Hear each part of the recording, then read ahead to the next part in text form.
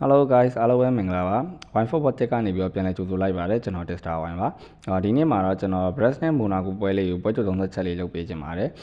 ဆိုတော့ကအိမ်ဝင် Breast ကပတ်ကနေကြည့်မယ်ဆိုရင်ဒီကောင်လက်ရှိနောက်ဆုံးနှစ်ပွဲဆက်နိုင်ပြီးတော့တန်းစင်းဆောင်ကနေပြီးတော့ရုံးထွက်လာနိုင်နေပြီခြေစွမ်းကလည်းတီတီငိမ့်ငိမ့်မဟုတ်ဘူးဆိုပေမဲ့အရင်ဆိုးသွားတဲ့အထဲမှာတော့မပါတော့ဘူးလို့ကျွန်တော်မြင်မိတယ်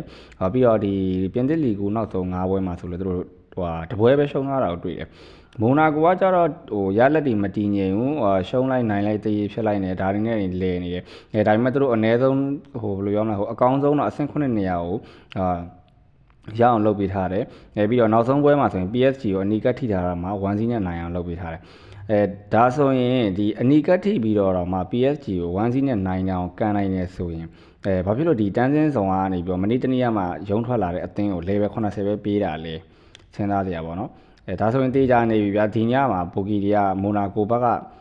တရီနဲ့အရှုံးလို့ပဲတွက်ထားမယ်လို့တော့ကျွန်တော်ထင်တယ်ပြီးတော့ Brass ကလည်းအိမ်ဝင်တောက်နေလို့မြင်တယ်ပေါ့နော်အခုဆိုရင်ဒီ Brass ကmid pro လောက်ကနေစပြီးတော့ဆော့တာကြီးကနည်းနည်းလေးကောင်းလာတယ်မှာပါတယ်ပေါ့နော်အားကြောင့်မို့ကျွန်တော်ဒီ web မှာကျတော့ဒီအိမ်ဝင်ကနေပြီးတော့အနည်းဆုံးတရီခံကန်နိုင်တဲ့ Brass body ကိုရွေးချယ်ခြင်းနဲ့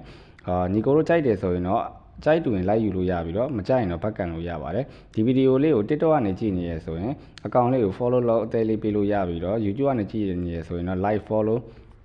subscribe တခုအဆင်ပြေရလေးလုပ်ခဲ့ပေးလို့ရပါတယ်ဗျကျေးဇူးပါညီကိုတို့အနေနဲ့ပြီးတော့555 miss ကိုစိတ်ချယုံကြည်ရတဲ့ agent ရှာနေရဆိုရင် Viber Telegram 3996145284မှာစိတ်ချယုံကြည်သွားဆောက်လို့ရပါပြီ